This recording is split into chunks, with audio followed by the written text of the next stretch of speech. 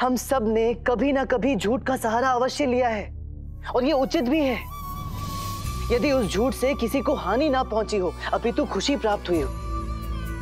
जब हमारी पत्नियां हमारे लिए भोजन बनाती हैं और हमें कोई व्यंजन पसंद नहीं आता तो भी हम उनकी झूठी प्रशंसा तो करते ही हैं ना। झूठी प्रशंसा? आप हमारी झूठी प्रशंसा करते हैं? शांता, ये तुम्हारे विषय में नहीं है, चुप रहो। नहीं पंडित रामाकृष्णा, इस विषय में आप सही नहीं है। हमारे हाथ का बना भोजन ग्रहण करके तो महाराज उंगलियां चाटते रह जाते हैं, झूठी प्रशंसा नहीं करते हैं कभी हमारी। है ना महाराज? जी जी, क्या भोजन बनाती हैं? हाँ, क्या भोजन बनाती हैं? इसे प्रेम कहते हैं महाराज, झूठ नहीं। पंडित रामाकृष्णा, आप ये कहना चाहते हैं कि झूठ बोलना उचित होता है? नहीं गुरुवर, किंतु यदि एक छोटे से झूठ से कोई बड़ी विपदा टल जाए तो शास्त्रों में भी उस झूठ को गलत नहीं कहा गया है। एक छोटी सी कहानी है महाराज। एक बार एक मनुष्य एक गाय को काटने के लिए उसके पीछे पीछे दौड़ रहा था। गाय उसकी दृष्टि से ओझल हो गई। उसने राह चलते पंडित से पूछा कि क्या उसने उस गाय को कहीं देखा है। उस पंडित ने थोड़ी देर विचार किया और फिर उसे दूसरी दिशा में भेज दिया।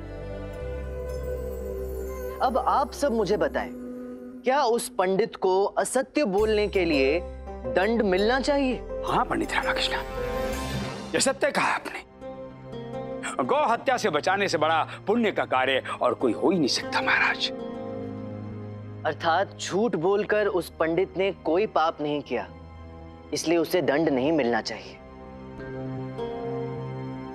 महाराज, समय के अनुसार परिस्थितियां, आवश्यकताएं सब बदल जाती हैं। मनुष्य का धर्म भी बदल जाता है। धर्म कहता है कि मनुष्य को प्रातः उठना चाहिए, दोपहर में कार्य करना चाहिए और रात्रि में निद्रा लेनी चाहिए। किंतु यदि देश की सुरक्षा का प्रश्न हो तो लोग चौकन्ना रहने के लिए पहरेदारी हेतु रात्रि भर जागते भी हैं।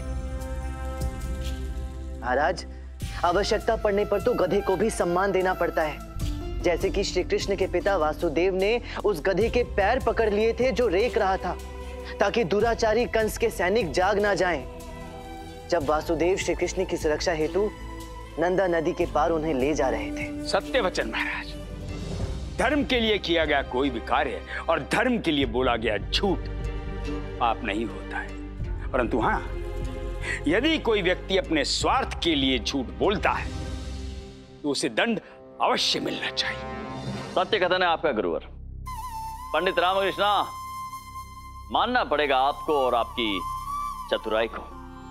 अंततः आपने अपनी बात सिद्ध कर ही दी, और वो भी अपना मुख दिखाए बिना। क्यों जी? आहो जी। परंतु पंडित रामकृष्णा, आपने हमें विजयनगर राज्य के सम्राट कृष्णदेव राय को आज मूर्ख बनाया। नहीं नहीं महाराज, मेरा ऐसा कोई उद्देश्य नहीं था। मैं तो बस ये अपनी... सत्य, आप ये सब हमें प्रसन्न करने के लिए कह रहे हैं कि नहीं? क्योंकि अभी अभी आपने स्वीकार किया था कि कभी कभी आप झूठ बोल लेते हैं। बोलते हैं या नहीं? हाँ महाराज।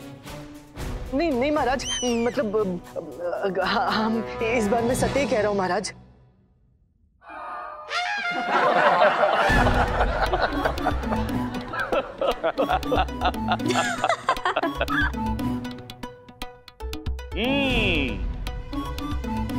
तो मूछे हो तो कृष्णदेव राय जैसी और बुद्धि हो तो पंडित रामकृष्ण जैसी।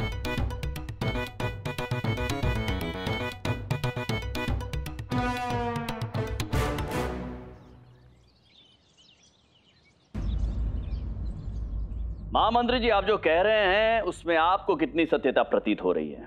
महाराज, उन दोनों सैनिकों के कहे अनुसार गत रात्रि तीव्र वायु और वर्षा के बाद उन्होंने आकाश में 2 अश्व को उड़ते हुए देखा और उसके उपरांत वो इस प्रकार से विलुप्त हो गए कि वो पुनः कभी दिखाई नहीं दिए। महाराज, एक और तथ्य, हमारे दोनों सैनिक रात्रि पहरेदारी हेतु विशेष रूप से प्रशिक्षित, अति सचेत और सजग है महाराज। तो झूठ तो कदापि नहीं बोलेंगे। अब प्रश्न यह है कि क्या यह संभव है कि नहीं। क्योंकि हमें तो संदेह हो रहा है कि हो सकता है कि कदाचित ये किसी शत्रु की कूटनैतिक चाल हो, उसका नया शस्त्र हो। गुरुवर, आपका क्या कथन है? जी महाराज। ये कैसा संकेत है? संकट का महाराज। हाँ, संकट का।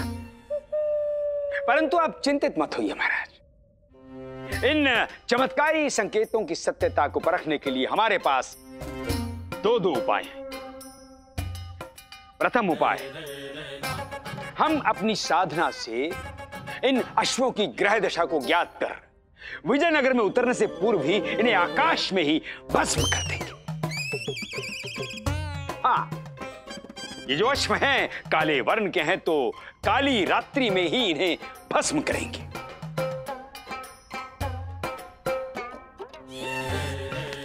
गुरुजी, ज्यादा मत उड़िए, उड़ते उड़ते फिसल गए ना तो नीचे गिरेंगे जी, पाताल की खुदाई में भी नहीं मिलेंगे। अद्भुत। और गुरुवर, द्वितीय उपाय? द्वितीय, हाँ द्वितीय महाराज, इन दोनों सैनिकों को अंधकारमय कोठरी में बंद कर देना चाहिए, जहां हम इनके नेत्रों की जांच परख कर सकें। परंतु आचार्य, दृष्टि की परख अंधकारमय कोठरी में कैसे संभव है? दूरदृष्टि से महामंत्री जी। क्षमा करें महाराज, किंतु मेरे अनुसार इसकी आवश्यकता नहीं है।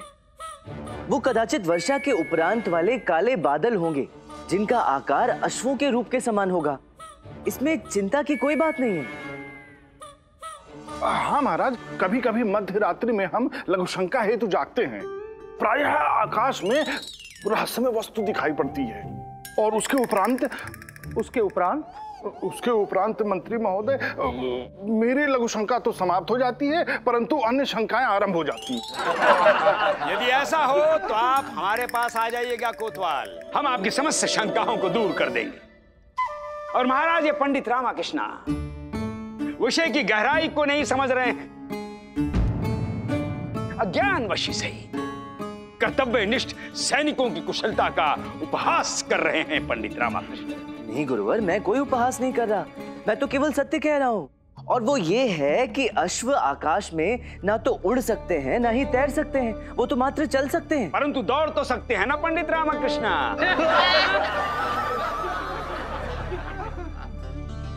जी गुरुवर, किंतु केवल धरा पर, आकाश में नहीं। महाराज, सत्य तो यह है कि कभी कभी जो दिखाई देता है वैसा होता नहीं, और जैसा होता है वैसा दिखाई नहीं देता। कहीं धर्म है तो कहीं धर्म का मात्र भ्रम। परंतु महाराज, परंतु क्या गुरुवर? महाराज, पंडित रामकृष्ण भी कभी कभी ज्ञान की एक दो बात कर ही जाते हैं। संभवतः आपके सानिध्य का प्रभाव है गुरुवर। जी महाराज, हमारी कृपा तो सबके कल्याण हेतु है।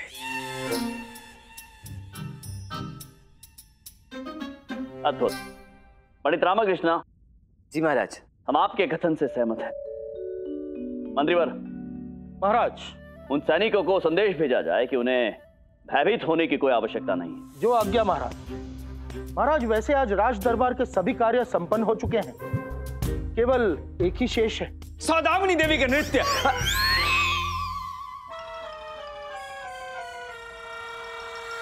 हमारा आशय है महाराज, राजनर्तकी सौदामिनी देवी जी आपके समक्ष अपनी नवीन शैली का नृत्य प्रस्तुत करने की इच्छुक है। देखा देखा कितने चतुर हैं हमारे गुरुजी। मानना पड़ेगा। महाराज, यदि आप कहें तो नृत्य का आयोजन किसी और दिन के लिए स्थगित किया जा सकता है। क्यों? नहीं मंत्रीवर, नृत्य आज ही होगा।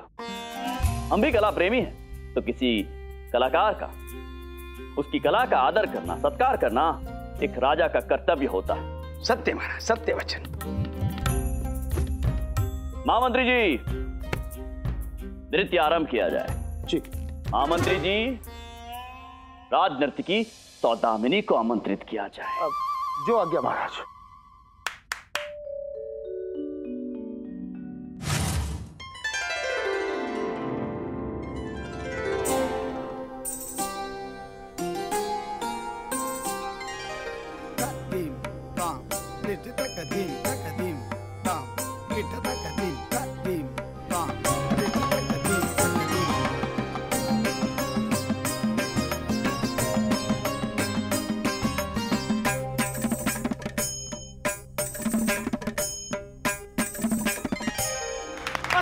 सुंदर, अति सुंदर।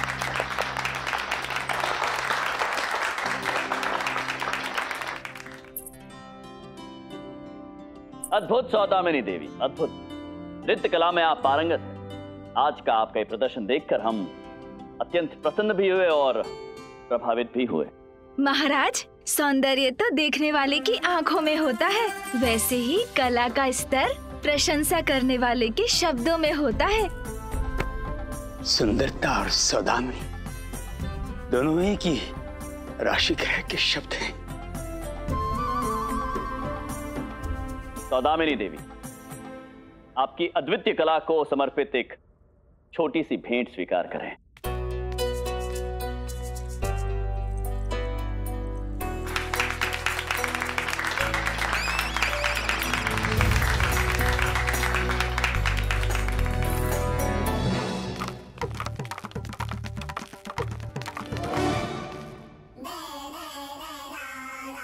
मनी, ये हमारे गुरुजी ऐसे पुतला क्यों बन गए? लगता है चलते चलते चल बसे।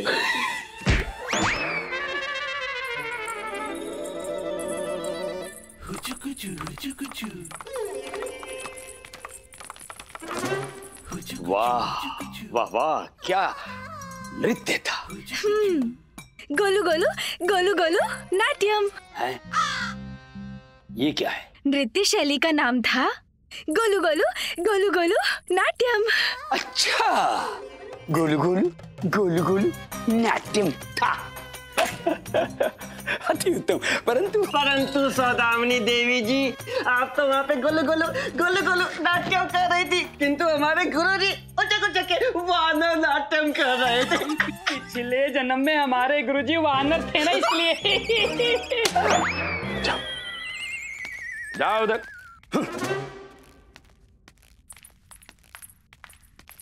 ओ शारदा महोदया, तुम राजमहल में क्या कर रही हो? हाँ, हम यहाँ महल में। इसके अतिरिक्त कोई और प्रश्न पूछना है तो शीघ्र पूछे। हम यहाँ एक अति महत्वपूर्ण कार्य से आए हैं। कौन से महत्वपूर्ण कार्य से आई हो? उठा लो। पागल हो क्या? महल में कुछ नहीं उठा सकता, पकड़ा जाऊंगा, चोर कहलाऊंगा। उस राज नर्तकी के नृत्य का आनंद उठा लो, वो भी सब कुछ भूल के। हाँ हाँ, मैंने नृत्य का आनंद उठाया है, किंतु आंखें बंद करके।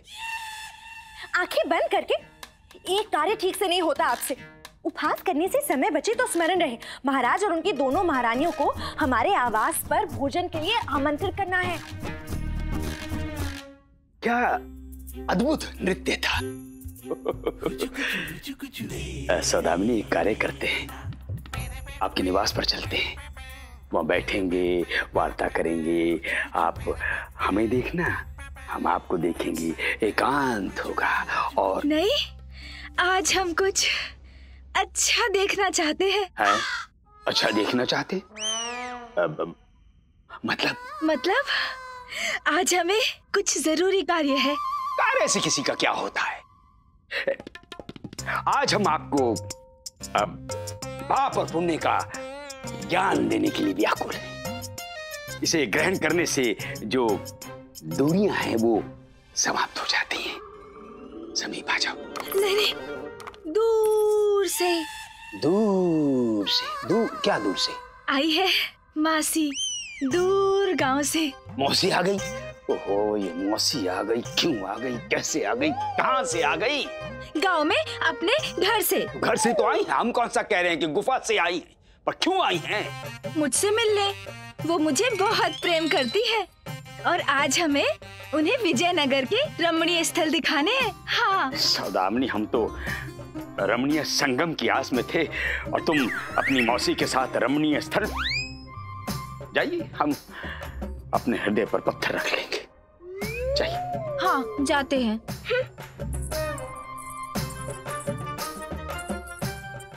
धनी मनी, कोई ना कोई बाधा हमारी झोली में जुदाई डाल ही देती है और मिलन का अवसर ही नहीं मिलता है। हाँ गुरुजी, किंतु आज कौन सी बाधा उत्पन्न हो गई? अरे मौसी, मौसी।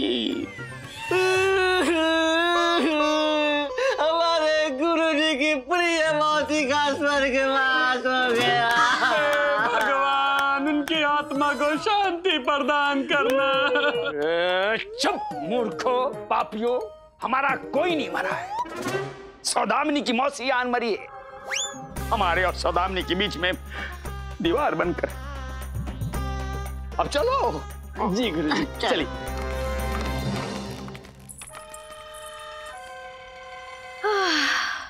गए। राजनर्तकी जी, किससे भेंट करनी है आज आपको? आज हमें किसी से कोई भेंट नहीं करनी है। आज हम बहुत प्रसन्न हैं। आज तो बस हम प्रकृति की गोद में समय व्यतीत करना चाहते हैं। हाँ, अच्छा चलो हमारे साथ महल के बगीचे में चलते हैं। हाँ चलिए। निमंत्रण तो मैं स्वयं दे सकता था, तुम्हें आने की क्या आवश्यकता थी? अभी तक दिया नहीं ना। हमें पता है आप कितने बड़े भुलक्कड़ हैं, इसलिए हमें स्वयं ही आना पड़ा। ठीक है, आ गई हो तो अच्छा ही है। मैं तो वैसे भी प्रतिदिन महल आता हूँ, कभी कभार तुम्हें भी आना चाहिए।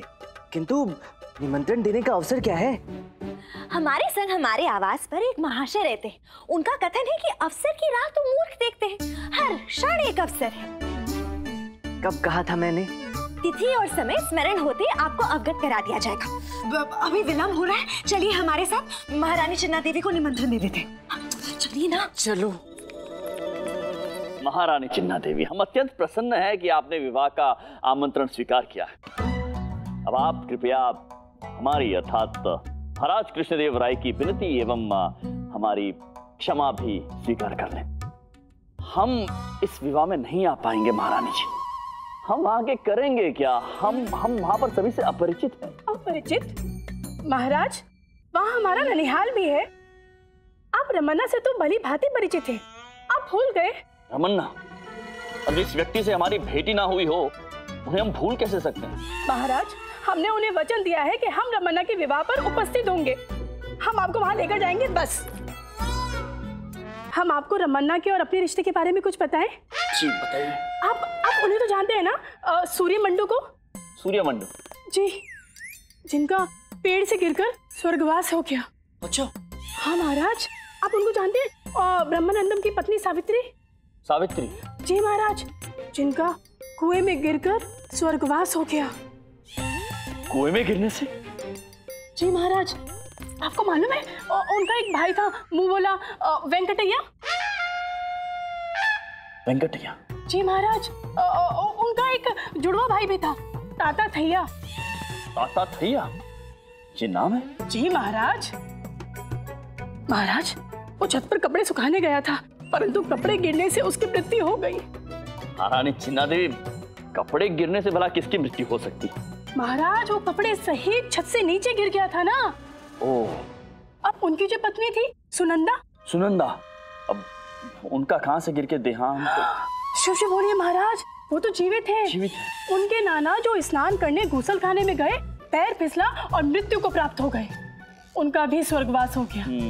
उस नाना के लड़के का भतीजा है रमन्ना। अच्छा, रमन्ना। और रमन्ना कहाँ से गिरा? महाराज, उसी का तो विवाह है, वो कहीं से नहीं गिरा, वो सकुशल है। अच्छा, बड़ा गिरा हुआ परिवार है महाराज। अर्थात कौन जीवित है कौन मृत है समझ में नहीं आ रहा है। देखिए, हम इस रमन्ना के विवाह में नहीं आ पाएंगे। आप हमारी ओर से रमन्ना से कह देना कि विवाह के दिवस वो घोड़ी पर ना बैठे। परंतु क्यों महाराज, ये तो प्रथा है। आपके परिवार में तो कहीं ना कहीं से गिरकर मृत हो जाने की भी तो प्रथा है। देखिए महारानी चिन्ना देवी, हम इन रिश्तों नातों की जटिलता में ना उलझ गए हैं। हम एकांत में रहना चाहते हैं। हम उद्यान में जा रहे हैं, हम पश्चात मिलते हैं। परंतु महाराज, बाद में वार्ता करेंगे इस विषय में। महाराज। महारानी जी, पंडित रामकृष्णा और उनकी पत्नी शारदा देवी आपसे भेंट करने के लिए पधारे हैं। उन्हें आदर पूर्वक हमारे कक्ष में लेकर आइए। प्रणाम महारानी। प्रणाम बड़ी महारानी जी। प्रणाम महारानी, हम आपको और महाराज को हमारे आवास पर भोजन के लिए आमंत्रण करने के प्रयोजन से आए हैं। शारदा, हम केवल हमारे आने की स्वीकृति दे सकते हैं आपको, परंतु महाराज के विषय में कुछ नहीं कह सकते, क्योंकि आजकल वे हमारी इच्छाओं को मानते ही कहाँ हैं। हाँ, यदि पंडित रामकृष्ण प्रयास करे तो। परंतु बड़ी महारानी जी, महाराज इस समय है कहाँ? महाराज उद्यान की ओर गए हैं। चलिए हम भी आप दोनों के साथ वहाँ चलते हैं। अब क्षमा करें बड़ी महारानी जी, आप दोनों प्रस्थान करें। मुझे मंत्रीवर से एक महत्वपूर्ण कार्य है, मैं वो समाप्त करके आप दोनों से बगीचे में ही मिलता हूँ। उचित है। प्रणाम। शारदा चलिए हम दोनों चलते हैं।